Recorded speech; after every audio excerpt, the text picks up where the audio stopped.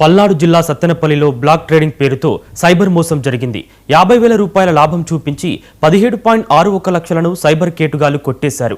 App security India private limited పేరుతో WhatsApp గ్రూప్లో బాధితులకు పరిచయమైన మిథాలి మిశ్రా, రాజీవ్ మాథూర్ షేర్ల కొనుగోలు, అమ్మకాలు చేస్తే లాభాలు వస్తాయని ఆశ చూపించారు. బ్యాంకులో 2 ఖాతాలు తెరిపించి సైబర్ నేరగాళ్ల మోసం చేయడంతో సత్తెనపల్లికి చెందిన ప్రసాద్, విజయాల లక్ష్మి ఫిర్యాదు చేశారు. పోలీసులు ఐటీ యాక్ట్ కింద కేసు నమోదు చేసి విచారణ ప్రారంభించారు. కష్టపడి సంపాదించిన సొమ్ము మాయమాటలకు లొంగిపోయి పోగొట్టుకోకుండా జాగ్రత్త పడాలని సిఐ నాగమల్లేశ్వరరావు కోరారు. ఇంకొక విషయం ఏమిటంటే ఈ కామర్స్ అనేటటువంటిది కూడా ఒకటి. దీంట్లో వస్తువు ఎక్కడ కూడా మనకు కనిపించదు.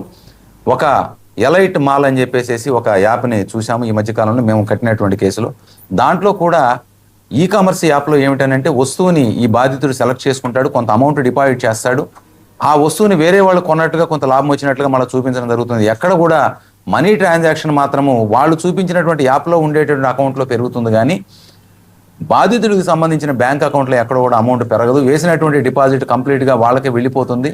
తర్వాత ఇతను దాంట్లో పెట్టుబడి పెట్టడం మానేసిన తర్వాత ఇంకా పెట్టుబడి పెట్టాలని చెప్పి వాళ్ళు అడుగుతారు. ఇతను పెట్టుబడి పెట్టలేనన్నప్పుడు ఆ అకౌంట్ను క్లోజ్ చేసినట్టుగా ప్రకటించేసి ఆ విధంగా కూడా బాధితులు మోసం చేస్తున్నారు. కాబట్టి ముఖ్యంగా యాప్స్ని డౌన్లోడ్ చేసుకునేటప్పుడు ఇచ్చే అనుమతులు ఆ యాప్స్ సరైనవి అయినా కాదా, అదేవిధంగా అధిక లాభాలు వస్తాయనేటటువంటి అత్యాశకు వెళ్ళిపోయి మీరు ఏదైతే కష్టార్జితంతో సంపాదించినటువంటి లక్షల రూపాయలని 2 నెలలు 3 నెలల కాలంలో జీవితకాలం సంపాదించిన డబ్బు మొత్తాన్ని కూడా వాటిలో పెట్టేసేసి మోసపోద్దని చెప్పేసి ప్రజలందరినీ కూడా విజ్ఞప్తి చేస్తూ ఉన్నాం.